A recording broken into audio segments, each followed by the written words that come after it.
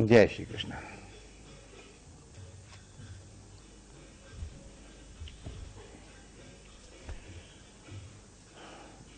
कृष्णाय वासुदेवाय हरये परमात्मने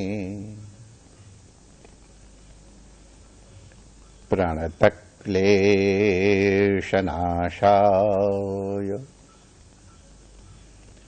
श्री गोविंदाय नमो नमः। श्री रमण बिहारी लाल की जय। श्री यमुना महारानी की जय। पूज्य सद्गुरुदेव भगवान की जय। सर्व संत हरिभक्तन की जय। आज के आनंद की जय। जय जय श्री राधे श्याम।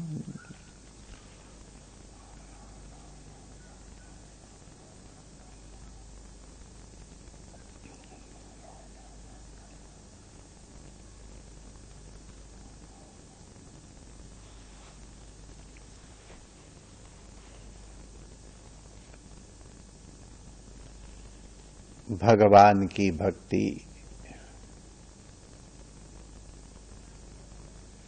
भगवान की प्रसन्नता के लिए की जाती है।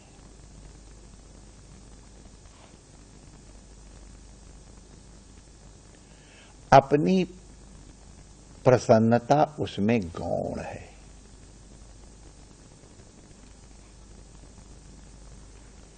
भक्त और सेवक वही है, शिष्य वही है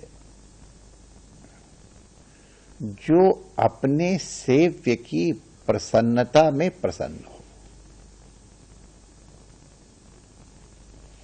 उसमें अपनी रुचि या अपना अभिमान बाधक न होने पाए, इसकी सावधानी बरतनी चाहिए।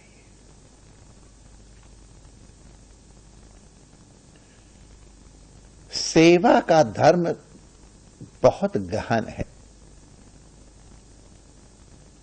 सामान्य लोग उसको देख नहीं पाते हैं। बड़े बड़े योगी भी सेवा का तत्व क्या है इसको समझने का प्रयास करते हैं। सेवा धर्म परम गहना योगिनाम अप्यगम्यम। हम एक बार ब्रज यात्रा में जा रहे थे।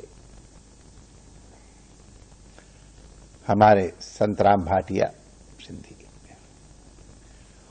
उनको जो ब्रज यात्रा के लिए गौएं जा रही थी उनकी देखभाल का उत्तरदायित्व उन्होंने स्वयं प्रार्थना की थी।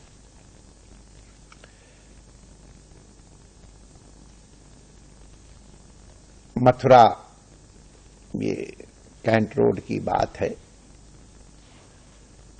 तो बिजली घर के पास संतराम भाटिया हमारे पास दौड़ के आए। महाराज, इस बार तो हम लोग गैया ब्रज यात्रा में नहीं ले जा पाएंगे। हमने कहा क्या बात है?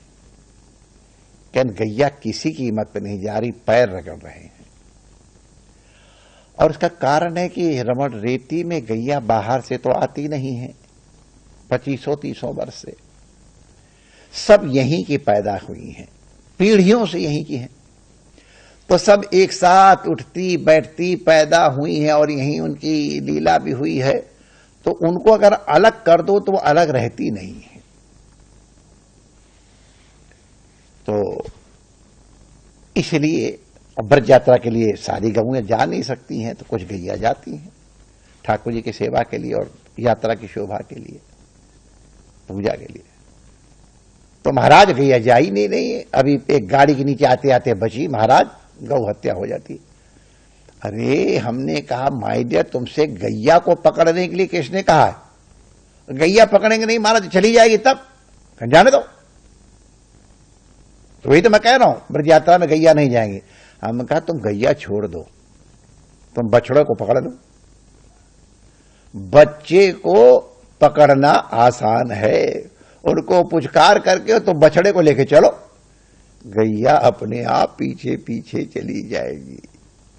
उस दिन की घटना है और अब तक यही बात, हर ब्रज यात्रा में गौ माता हमको अपने साथ ले जाती हैं, तो बछड़े को संभाल लिया तो गौ माता अपने आप पीछे पीछे चली आ रही हैं, क्योंकि बछड़ों के प्रति गौ माता का वात्सल्य है। वात्सल्य शब्द बना ही गौ माता के वात्सल्य के प्रेम के कारण है।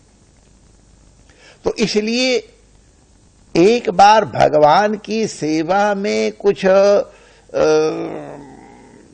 संकोच हो जाए तो कोई बात नहीं है। जो भगवान के हैं उनकी सेवा में प्रमाद नहीं होना चाहिए। उनकी सेवा से भगवान संतुष्ट और परितुष्ट होते हैं। एक घटना है ऐतिहासिक। एक राजा शिव जी का बड़ा उपासक और बड़ा सच्चरित्र, ईमानदारी पूर्वक शिव जी का उपासक है, और इसीलिए राज्य का संचालन भी शिव उपासना के रूप में ही करता था। एक बार उसके मन में आया, ऐसा कई बार किया जाता है, जैसे जब कहीं कहीं वर्षा नहीं होती तो शंकर जी को गंगा जल में या उसमें उनके अर्घ्य भर दिया जाता, डुबो दिया जाता है।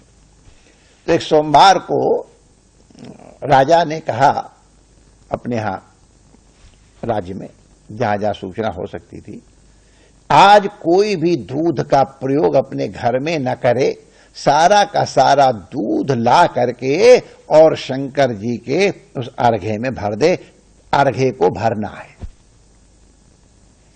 तो एक तो राजा का आदर था सबको, और दूसरे राजा का भय भी कि कहीं कोई दंड न मिले।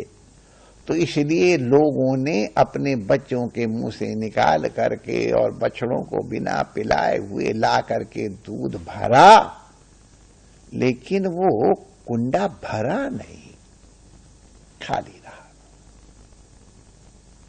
राजा को बड़ा कष्ट हुआ कि हमारे राज्य में इतना दूध भी नहीं कि हम भगवान भोले बाबा कुंडा भर सकें। लेकिन थोड़ी देर बाद एक बुढ़िया आई छोटी सी लुटिया में दूध ले करके, उसने जैसे ही भोले बाबा को उसमें दूध चढ़ाया वो लबालब भर गया, बुढ़िया चली गई। राजा खबर, महाराज कुंड भर गया। अच्छा कैसे भरा, कौन आया ले? एक बुढ़िया आई थी वो छोटी सी लुटिया लेकर के, और वो उसने दूध डाला उसमें और पूरा पूरा कुंडा भर गया, भोले बाबा एकदम लबालब। राजा क्या, अच्छा। अगले सोमवार को फिर उसने चेष्टा की तो फिर वही हुआ, पूरे राज्य के दुधारू पशुओं का दूध आ गया और कुंडा भरा नहीं। अब फिर वो बुढ़िया आई, जैसे ही उसने लुटिया भर दूध चढ़ाया और वो पूरा का पूरा कुंडा फिर भर गया। राजा को आश्चर्य, क्या चमत्कार है इस बुढ़िया के इसमें। तो वो बूढ़ी माता आगे चली तो राजा उनके पीछे पीछे हो लिया, और एकांत ने बुढ़िया माता खापड़ मैया तो घबरा गई। उनका तो घबराओ नहीं माता, मैं तुम्हें अभय देता हूं, तुम ये बताओ कि तुम्हारी एक लोटिया दूध से भगवान का अर्घा भर कैसे गया, क्या चमत्कार है। उन्होंने कहा महाराज मैं तो आपकी अपराधिनी हूं, आपकी आज्ञा का पालन नहीं किया, मैं तो ये सोच रहा हूं कि आप मुझे दंड देने आए हो। कहने दंड देने नहीं, मैं तुमको तुम्हारी वंदना करने आया हूं। तुम्हारी एक लोटिया से एक लोटिया दूध से अर्घा भर कैसे गया। तो उसने बताया कि राजन, मैं नाती पोते वाली हूं, मेरे यहाँ गाय बछड़े हैं, तो मेरे यहां जब दूध हुआ तो पहले जितनी जरूरत थी उतनी हमने बछड़ों को पिलाया। थोड़ा समझ, हमारे ग्वाल बाल जो सेवा करते उनको दिया, घर में जो भूखे बच्चे थे, जो वृद्ध थे, उनको दिया। परिवार के लोग लेते उसमें संकोच किया, लेकिन वृद्धों को और बच्चों को दे दिया। फिर जो बचा हुआ दूध था, भोले बाबा से कहा, बाबा इनको कैसे मैं करती, मैं लेके आ रही हूं, आप मुझे क्षमा करना। तो मैं भावपूर्वक जो बचा हुआ दूध था वो लेके आई, तो भोले बाबा ने उसको स्वीकार कर लिया। मैं अपने को धन्य मानता हूं। महाराज आप मुझे क्षमा करें, मेरे से बच्चे भूखे देखे नहीं गए, रोगी और वृद्ध भूखे देखे नहीं गए। राजा ने उस बुढ़िया को प्रणाम किया। माता मुझे शिक्षा मिल गई। भगवान विश्वनाथ का पेट कब भरता है? जब उनके बच्चों का, जब उनके भक्तों का पेट भरता है। माता तूने मुझे शिक्षा दी, मेरा अपराध था जो बच्चों के मुंह से दूध बचा करके, बछड़ों के मुख से दूध बचा करके, रोगी और वृद्धों के मुख का हिस्सा लेकर के मैं शिव जी की प्रसन्नता प्राप्त करना चाहता था। मेरे ऊपर शिव कोप नहीं हुआ, मेरी भावना के कारण या उनकी कृपा के कारण वो अपराध था। तो आपने मुझे दृष्टि दी, मैं आपको प्रणाम करता हूं, और अब मैं अपराध भविष्य में कभी नहीं करूंगा। और तब फिर राजा ने जब अगली बार कहा कि भाई सब लोग अपने घर का खर्चा निकाल करके बछड़ों को, बाल बच्चों को, वृद्धों को पिला करके ला के दे, तो वो दोपहर के पहले ही पूरा कुंड भर के कर गया। हम लोग इस कथा से सीख लें। राजा शिव भक्त है, शैव है, दुग्धधारा शिव जी को प्रिय है। भगवान के गंगा धारा चढ़ाने का अलग फल है। वैसे तो जलधारा शिव प्रिया, गंगा धारा शिव प्रिया है, लेकिन दूध चढ़ाने का एक अलग फल है, मधु चढ़ाने का अलग फल है, घृत चढ़ाने का अलग फल है, इक्षुरस चढ़ाने का अलग फल, सब हैं, सब अच्छे। लेकिन भगवान की प्रसन्नता अगर प्राप्त करनी है तो भगवान भोलेनाथ ने मार्गदर्शन किया राजा का, और उसके माध्यम से हम लोगों का मार्गदर्शन किया। हमारा पड़ोसी भूखा है और हम 56 भोग लगा रहे हैं, पता नहीं लाला वो तो नियम ही का रखा, पहले सबको खिलाओ तब हमको खिलाओ। हम उनके माध्यम से खाते, 56 भोग का यही कायदा है, गौ बछड़ों सबको खिलाओ पिलाओ। तो गिरिराज पूजन अभी हम लोगों ने किया। आज शिव पूजन का भी हम लोगों ने, शिवार्चन का या शिव दुग्धाभिषेक की इस घटना से हम लोग सीखें कि उपासना में, अपने शिव की सेवा में कितनी सावधानी और सजगता की आवश्यकता है।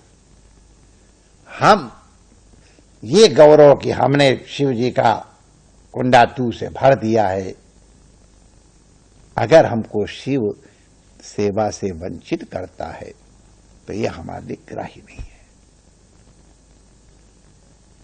शिव जी की सेवा के लिए सब लोग संतुष्ट हों, और फिर तो जलस्य चुल्लू के नमा, भगवान ते चुल्लू जल से प्रसन्न हो जाते हैं। तो हम लोग सावधानी करें। हमारे घर में कोई दीन दुखी हो, हमारे घर में सेवादारों में भी उनके बाल बच्चों का ध्यान रखना चाहिए, पड़ोसी का भी ध्यान रखना चाहिए।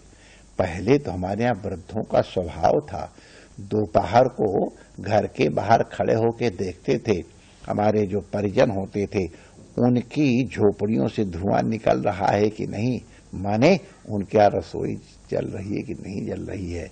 अगर कहीं धुआं नहीं दिखाई पड़ता था तो उनको बुला करके और फिर यथायोग्य विनियोग करते थे। तो हमको शिव उपासना अगर करनी है तो शिव के जो हैं उनके प्रति भी हमारी भावना आवश्यक है। उससे हमको बछड़े के माध्यम से गैया की प्रसन्नता, भक्तों के माध्यम से भगवान की प्रसन्नता, ये हम ध्यान में रखेंगे तो हमारी उपासना, हमारी सेवा और अधिक सफल होगी। जय श्री कृष्ण।